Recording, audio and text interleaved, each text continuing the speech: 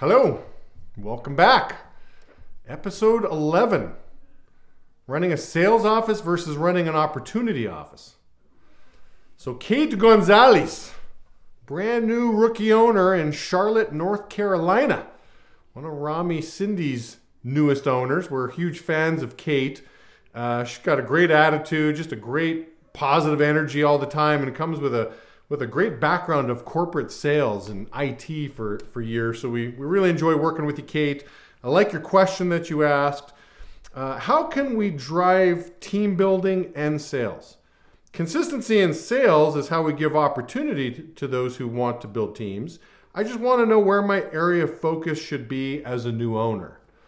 And I think you're asking a really good question. And so my first keys to success, okay, I know keys is coming up.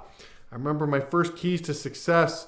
I saw Avi Roth at the front of the room say, you guys, you're not running great offices because you don't talk enough big picture.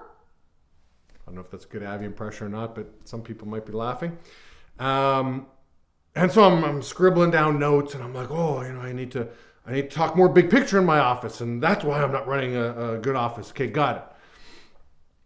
The next year at Keys to Success, okay, at the front of the room is Avi Roth again. Guys, the reason you're not running great offices is you're talking all this big picture and your average guy's only making $50 a day. What kind of opportunity or big picture do you have to offer? And again, I don't know if that's a good Avi impression, but that's how I heard it.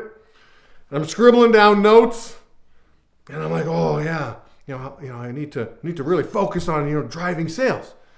And so I was confused as a rookie owner. And I think a lot of people are like, what's the balancing act of, running a sales office or running an opportunity office?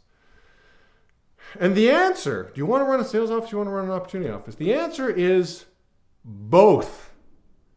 You've got to run both. Now, there is a time and a place for great sales training.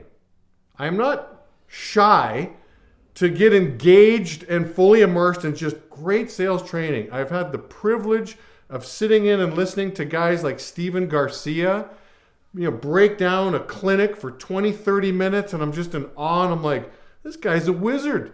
He obviously knows how to produce. Here's a guy that makes $2,000 or more on a weekly basis as a rep in the field. He's qualified to be at the front of the class, and it's a nice, simple, easy duplication training that he's doing, and there's a time and a place for that. I'm in Franco Tavares' office, and I'm watching drills and workshops going on. I'm like, there's a time and a place for great sales training. So again, I am concerned, and I'm always focused on what's the dollar per rep.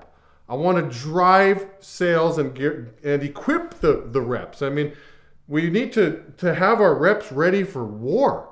And I don't want them ill-prepared and not have the proper shield, not have the proper gun or the bow or the sword, however you want to visualize this. But my goal is I want reps prepared like an army going into battle with all the right materials and resources to win the fight. So there's a time and a place for it. And there's also a time and a place for the owner, or maybe instead of saying owner, the visionary.